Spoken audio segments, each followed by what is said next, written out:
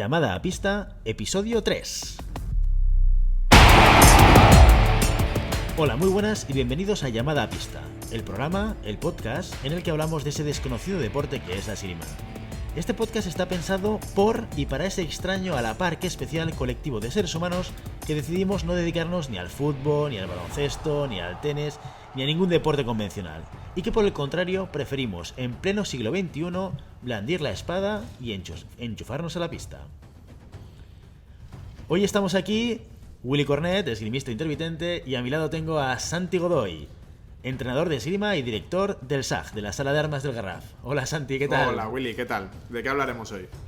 Pues mira, había pensado que así como en el último podcast estuvimos desarrollando un poco las diferencias entre las armas, hay un hecho diferencial que tiene casi todas las armas, que es el tipo de empuñadura, ¿no? Y me gustaría un poco que nos explicases qué diferencias hay, por qué se utiliza una o se utiliza otra, y tácticamente también cómo pueden jugar un rol en la manera de hacer esgrima, ¿no? Vale, yo si eso te comento mi experiencia, ¿sí? Y en lo que me baso yo para diferenciar dentro de la espada, para diferenciar puño anatómico o puño francés, ¿vale? Que esto lo que sería para los neófitos, ¿no? Yo lo explico de esta manera. Correcto. El puño francés es como la espada de toda la vida, para entendernos. Sí, la del Es, palito. La del palito. El palito que hablábamos en el capítulo primero, ¿no? Correcto. Pues es la empuñadura, cuando tú coges la espada o el florete y es un palo. Y luego el puño anatómico es lo que yo, en mi ingenuidad, le llamaba el puño pistola. Puño pistola. Porque tiene la forma como de pistola, que agarras la empuñadura y la espada, que te da más fuerza, ¿no? Te da más fuerza, pero quizás pierdes distancia, ¿no? Sí, Esos son un poco correcto. los elementos que juegan, ¿no? Y yo no sé si sabías que de puños anatómicos existen como unas 100 variedades de puños diferentes. Yo conocía dos, uno que era como una especie de un estilo como más francés. Después está el alemán, el húngaro, el belga, el italiano. Bueno, todos tienen sus características y hay para todos los gustos. Realmente hay más puños que maneras de empuñarlo. O sea que sí que es curioso al final lo que se establece, ¿no? Es lo más vendido y la gente, lo que decimos, ¿no? Esta gente llega a nuestro deporte con una idea y cero bagaje, ¿no? de qué es la esgrima, del material que se utiliza, y lo primero que le dan es con lo que se queda, ¿no? Ajá. Sí que es verdad que si empiezas a investigar y te... Perdona, conclusión, ¿eh? Tú entras en una sala y espada, sable o florete, tal y como entras, ¿no? Sí, y puño francés correcto. y puño anatómico en función de lo que te dan, ¿no? Es que no es más, tampoco somos tantos. Vale, solo por puntualizar, ¿eh? Sí. Es como... Al final, yo tenía un maestro que decía, tienes que saber tirar hasta con un palo de escoba, ¿no? Pues nunca sabes lo que va a pasar, nunca sabes... También comentamos en el primer podcast, ¿no? De lo de velar el arma, ¿no? La importancia del arma y tal. Todo esto se queda un poco eclipsado en el momento que... ¿A quién no le ha pasado que le han perdido una saca en un aeropuerto o se le han roto todas las espadas o, bueno, ¿no? Y tienes que tirar con otro. Es un drama. Es un Incluso drama. aunque sea el mismo estilo de puño. O sea, aunque alguien piense Correcto. su puño francés... Es otra o puño angulación, anatómico, es otro fieltro, otra manera de tener el enchufe. Bueno, todo cambia. también tienes otra excusa. Es el arma, ¿no? Lo que Claro, intentamos es el arma. soy yo, ¿eh? Al final... y esto seguramente ya lo comentaremos más adelante en otro podcast. El nivel de detalle del detalle de modificaciones que puede tener un arma es abismal, ¿vale? Sí que es verdad que, por ejemplo, el sable se presta menos a la modificación del arma, porque un sable es un sable, no existe la angulación prácticamente. La manera de tocar y el puño siempre son los mismos, la cazoleta siempre es la misma, pero sí que en florete y en espada tienes todo lo que es el tema de angulación, todo lo que es el tema de puños, todo lo que es un poco el peso de las cazoletas. Incluso hay gente que es obsesiva del color del puño, el color del fieltro, ¿no? Entonces, dependiendo del nivel de TOC que tengas, ¿no? De trastorno obsesivo compulsivo. Sí. Hay gente que tira con palos de escoba y hay gente que tira con Excalibur, ¿sabes? No, es verdad. Yo, de hecho, por ejemplo, soy de puño anatómico a pesar de que me encantaría ser de puño francés, pero no tengo brazo, o sea, no me aguanta el brazo para el puño francés. Y en el puño anatómico, desde hace muchos años, le pongo como la parte de, ¿sabes? Estas cosas que sirven para regar, ¿no? Sí, claro, ¿no? la manguera esta. La manguera, un trocito de sí. manguera en la parte del meñique, pues ahorro mejor. Pues me he acostumbrado a tirar así y cuando me das un puño anatómico normal, no me siento cómodo. Al final es como te encuentres tú con tu arma. Entonces, nadie conoce más tu arma que tú, ¿no?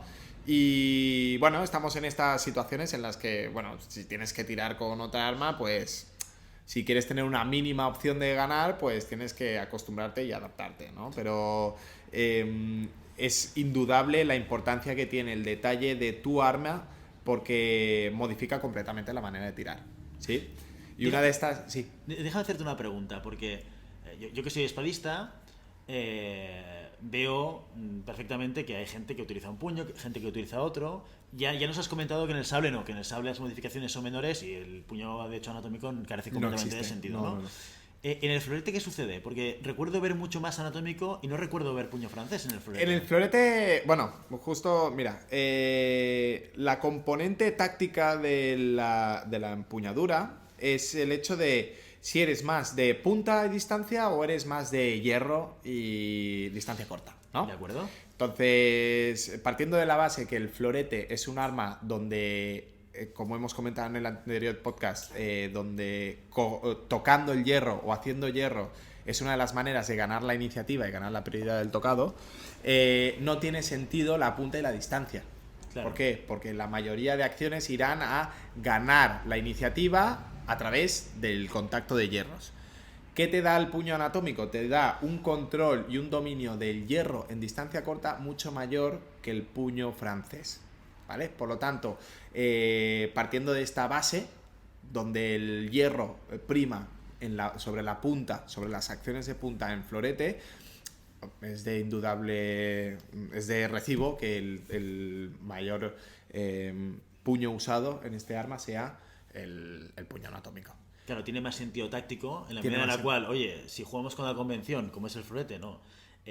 Mi objetivo es llevarme la iniciativa y es o yo planto el ataque o tengo que quitártelo y con un contraataque no te lo estoy quitando, me la estoy jugando. Es que el contraataque en florete no existe, no está contemplado. Es decir, el contraataque en florete... Claro, no es una acción que sea inteligente, porque al final me arriesgo a que sea tocado doble. Y si es tocado doble, para mí no va a ser, el contraataque funciona si tienes un brazo de 2 metros y el otro tiene un brazo de medio metro. Claro, cuando tienes la certeza y la seguridad absoluta de que tu brazo y tu tocado llegará mucho antes que el otro. Si no, el contraataque es un suicidio.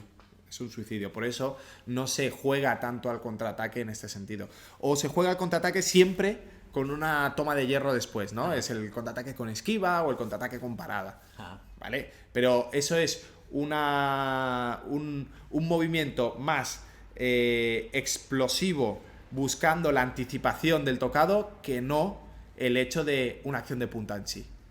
Claro. Déjame hacerte otra pregunta de estas que me surgen después de tantos años. Si analizásemos los campeones del mundo, ¿de acuerdo? De espada, vamos a centrarnos en espada, ¿no? Donde tenemos puño francés y puño anatómico. ¿Existe alguna afectación entre gente que utilice un tipo de puño y tenga mejores resultados que otros? Es decir, oye, hay más campeones del mundo que tiran con puño francés o más campeones del mundo que tiran con puño anatómico. No tiene No hay una relación directa entre una cosa y la otra. Para nada. Es como decir, no hay más campeones del mundo zurdo. Bueno, no sería lo mismo porque zurdo sí que... No, esta es la segunda pregunta que te quería hacer. Sí, no tiene por qué. Existen tantos campeones del mundo con puño anatómico, con puño francés. Ya te digo, la componente personal que existe, es decir, un buen esgrimista es un buen esgrimista, ¿sí? Por lo tanto, el puño anatómico o el puño francés puede explotar según qué características del tirador mejor que otras, pero una persona que toca con puño francés toca con puño anatómico. O sea, sí que es verdad que un tipo de puño facilita o potencia un estilo de esgrima. Correcto. Vale, pero eso no quiere decir que un puño sea mejor que el otro necesariamente. Mira, ¿no? Precisamente en Francia tenía un compañero en el equipo francés que ellos siempre empezaban, todo el equipo empezaba al principio de la temporada empezaban todos con puño francés. ¿Por qué? Porque el puño francés lo que te obliga siempre es a mantener unas piernas mucho más activas. Al no disponer de la seguridad que te puede dar el hierro, estás obligado a utilizar las piernas. Entonces su entrenador lo que hacía era obligarles a todos a tirar con puño francés para potenciar de una manera mucho más rápida el juego de piernas. Y una vez que acababa la pretemporada, este trabajo de piernas surtía efecto, lo que hacían es después pasarle a su puño anatómico. Pero sí que es verdad que el puño francés lo que te permite es una gestión de la punta mucho más precisa a costa de un dominio de la hoja. Es decir, no puedes confiar en tu fuerza. Incluso gente que tiene... Hay gente que coge el puño francés que parece que tiene ahí el martillo de Thor, ¿vale? Que tiene fuerza. Sí, sí. Lo que pasa es que no es lo que potencia más este estilo de esgrima. Sí. A mí me ha pasado muchas veces que viendo a alguien tirar con puño francés, claro, el estilo este de controlar la distancia y el juego de piernas y hacer el tocado y tal, es muy vistoso. O sea, cuando lo ves, como es un juego de piernas y es un juego de distancia, es muy bonito de ver, ¿no? Y genera mucha satisfacción. Un toque aquello es el contraataque cuando dejas al otro corto o entras demasiado, ¿no? Es mucho más físico, sí. Es un estilo... Yo lo comparo un poco con estilo Rafa Nadal o estilo Federer, ¿no? ¿Cuál es cuál? A ver. El estilo Rafa Nadal es un estilo mucho más físico, te obliga a mantener mucho mejor la distancia, a ser más dinámico con tus desplazamientos. El estilo Federer es mucho más estático, pero mucho más pulcro en el hecho del dominio de la espada. Es decir, un estilo...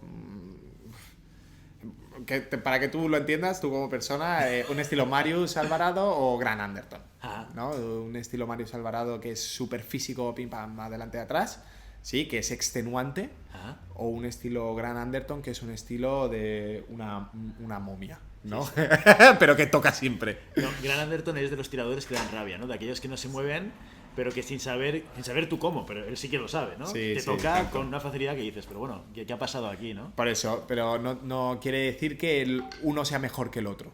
Simplemente en su manera de hacer esgrima han desarrollado una maestría con su puño y con su sistema. Es más, Grant Anderton, tirador estático, puño anatómico, ¿sí? De la escuela húngara. Marius Alvarado, también de la escuela húngara, pero puño francés.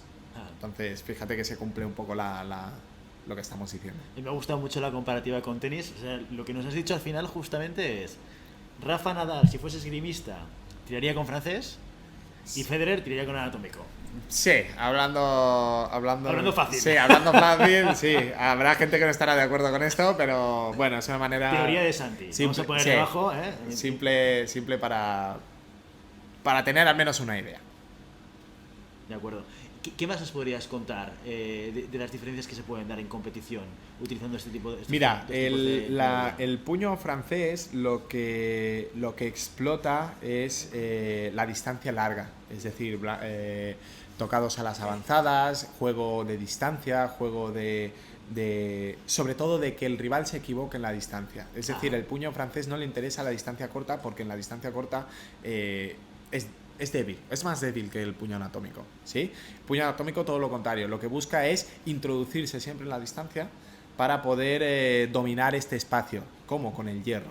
Entonces, siempre estamos viendo en la comparación de uno y otro, ¿no? Si un puño francés tira con un puño anatómico, el puño anatómico lo que intentará es cerrar esta distancia para trabajar en la zona donde el puño francés es más débil, y el puño francés intentará abrir siempre la distancia para que la distancia en la que el hierro no es una opción fácil, ¿sí?, le pueda ofrecer más beneficios a la hora de que se abran blancos, el poder tocar avanzadas y un poco el desarrollo de la distancia larga en el tocado. ¿Qué pasa cuando alguien empieza a hacer esgrima desde cero? Pongamos, supongo que igual no hay diferencia, ¿no? Pero edad adulta o edad infantil, cuando ellos empiezan, ¿con qué empiezan? Yo personalmente siempre empiezo con puño francés. ¿Por qué? Porque es muy fácil, el hierro es muy fácil, es muy natural, ¿no? El meter una hostia para apartar una cosa que está delante tuyo, ¿no? Ajá. Metes un manotazo para apartar un mosquito o una mosca, pues metes un espadazo para apartar una punta, ¿no? Ajá. ¿Qué pasa? Tiene un problema, que la espada, ¿sí? El dominio de la hoja, genera una sobreconfianza que a veces no es buena. Ah. Es decir, partiendo de la base de que la única manera 100% segura de que no te toquen es que no llegue, ¿vale? Todo lo que sea distancia corta, todo lo que sea distancia de posible tocado, siempre habrá alguna posibilidad de que te toquen. Por lo tanto, ¿qué hace? El hierro lo que hace es trampear esto, ¿no? Mientras yo pegue ostiones, ¿sí? Puedo tocar, ¿sí? Pero pueden tocarme. Ah. ¿Qué pasa? Si yo doy 2 pasos atrás, la distancia en la que trabajo es una distancia más incómoda para mí. ¿Por qué? Porque no tengo esta posibilidad de tocado, pero puedo trabajar desde la seguridad que me da el que tampoco puedan tocarme a mí. Entonces, simplemente lo que te da el puño francés es el hecho de no tener esta seguridad de base, que el puño anatómico sí que te la da. Partiendo de la base de que son elementos que pueden cambiar la manera de potenciar estilos de esgrima, y por tanto, desde fuera podrías decir, hombre, a lo mejor me interesa utilizar un arma contra un tipo de rival concreto y otra arma contra otro tipo de rival. ¿Eso tiene sentido o carece de sentido? No suele tener sentido. No suele tener sentido porque estamos hablando de elementos que potencian, pero en ningún momento estamos hablando de que un puño francés no pueda tocar en distancia corta o un puño anatómico no puede tocar en distancia larga. Es decir, lo que estamos diciendo es que sacarás más beneficio, Ajá. ¿sí? En según qué situaciones, con según qué puños, pero no es que dejarás de tener beneficios en ese sentido, ¿sí? Simplemente es que uno facilita más ese tipo de acción que otro, ¿vale? Pero yo puedo hacer hierro con el puño francés. O yo puedo hacer punta con el puño anatómico. Al final es un elemento adicional, ¿no? Es un elemento el potenciador. básico, correcto. El Claro. elemento básico es tú como esgrimista, ¿no? Claro, Cuáles son tus habilidades, tus potencialidades y eso lo tienes es de la misma manera que, claro, es que con este me va mejor de zurdo o de diestro. No tiene ningún tipo de sentido porque quizás lo que ganas por un lado lo pierdes en comodidad. Es decir, si tú eres una persona que trabaja el puño francés y estás acostumbrada a distancia de puño francés y estás cómodo con el puño francés, pero encuentro un tío que tengo que tirar con puño anatómico, quizás tengo más fuerza, pero toda la seguridad que me da el trabajo hecho con mi puño y toda la estabilidad emocional que me puede dar eso, la pierdo. Por lo tanto, no tiene ningún tipo de sentido sacrificar tu comodidad por potenciar un aspecto muy puntual. ¿Y qué cosas se pueden hacer con el puño? Al principio del podcast nos comentabas, ¿no? Que hay tiradores que incluso les gusta un color más que el otro y tal. ¿Qué es lo que se puede hacer? ¿Cómo puedo manipular, cambiar? Mira, la normativa te dice que tú no puedes modificar el puño. Es decir, la normativa dice... ¿Y hacer lo que yo hago? Esto lo estoy No. No. La normativa dice que tú puedes... tienes que tirar con una empuñadura homologada por la Federación Internacional. Vale. Entonces se entiende que todo lo que venden las casas de esgrima está homologado por la Federación Internacional. ¿Qué pasa? Que esos puños pueden verse modificados, ¿vale? Le pongo esparadrapo a mi puño francés porque quiero que sea más gordo. Le pongo... Eso está permitido. Eso está permitido. Okay. Esparadrapo sí. Puedo recortar el puño para que sea más corto en el puño anatómico. Yo conocía tiradores que recortaban el puño porque la sensación de tener la mano pegada a la cazoleta le daba como más control sobre el arma, ¿no? Ah. Es de... en competición existe lo que se llama el gálibo, ¿sí? ¿Sí? El gálibo es un armatoste de donde la espada tiene que cumplir una serie de requisitos, es decir, de longitud, de diámetro de cazoleta, de angulación, de flecha de la hoja, ¿sí? Y en ningún momento solo te miden la distancia máxima, ¿sí? Que puede tener la hoja y la espada. La hoja y la espada con empuñadura. ¿Entiendo? Correcto, sí. Vale, o sea, es el punto digamos, la línea recta más larga que hay desde la punta te hasta mide el punto desde más la lejano punta, de claro, la empuñadura. te mide de lo que es de punta a hoja y de punta a empuñadura. Entonces, tú no puedes tener una liza, ¿no? Una lanza de liza de estas de tal. De y obviamente una espada más corta te perjudica bastante. Entonces, hacia cortar la espada nunca hay problemas. Alargar la espada, sí que hay un largo máximo, que si ahora me lo preguntas no me acuerdo de cuál es, pero... Deberes para el próximo podcast. Mira, ya lo tengo apuntado. Pero sí que es verdad que a nivel de modificación, no existe la modificación como dos espadas diferentes a efectos de elementos del arma, ¿sí? Pero sí que hay diferencias mínimas, ¿no? De que la angulación sea más al interior o más hacia abajo, o que y bueno, ya lo sabrá la gente, hay dos, sí. De puños anatómicos puedes encontrar puños tan diferentes como puño francés y puño anatómico, ¿eh? Existe el puño italiano, que es una especie de fusión entre puño anatómico y puño francés. Existe el puño belga, que tiene 3 puntos de apoyo, tiene un gatillo muy grande. El puño alemán, que es más compacto, es como el húngaro. Entonces tienes hay toda una variabilidad, una variabilidad, ¿no? muy grande, que la gente que le gusta pues investiga y prueba, y hay gente que se queda con el palo de escoba que tiene de primera espada. Bueno, si que funciona, hemos tenido todos, ¿no? Si funciona al final, no, ojalá yo tirase con francés. De hecho, te he comentado antes de empezar a grabar que es una de las cosas. Me encantaría ser zurdo, de hecho soy zurdo, pero no tiro con la zurda, tiro con la diestra, lo cual es un estigma para mí. Y además también tiro con anatómico, y no sé, tenía la magia esta de pensar, si tirase con francés mejoraría resultados, y me has desmontado la magia. No, mira, estábamos diciendo, el ser zurdo en proporción, cuando subes de nivel, la proporción de zurdos y diestros en alto nivel se equipara bastante. Sigue habiendo más diestros que zurdos, pero hay bastantes de zurdos. ¿Qué pasa? Se entiende que a nivel de proporción existen más diestros que zurdos en el mundo, por lo tanto el ser zurdo en la esgrima, estadísticamente hablando, claro, es mejor. Claro. Esto, yo creo que lo pasa en todos los deportes, ¿no? En el fútbol también. Mira, hablando de Rafa Nadal, es diestro y su tío le... Correcto, es diestro y, ¿no? Y su tío le obliga a tirar con la zurda. Sí. Yo a la inversa. Muy bien, perfecto. Oye, pues yo creo que hasta aquí dejamos el capítulo, si te parece, Santi. ¿Y tanto? Vale, ya hemos revisado un poco puño anatómico, puño francés. Hay temas también interesantes que podremos desarrollar en futuros capítulos, como es cómo montar una espada en francés. El tema de la angulación que tú comentabas, que juega mucho en cómo va a rendir ese arma en un combate.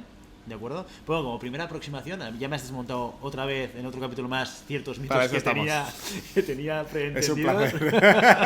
Para eso estamos. Yo pensaba que sabía de esto, pero veo que no tengo ni idea. No, pero está bien porque me ayuda a descubrirlo. Y nada más. Y simplemente para acabar, invitaros a todos los que nos escucháis a que os pongáis en contacto con nosotros, que nos deis vuestra opinión, que digáis qué es lo que queréis de qué queréis que hablemos.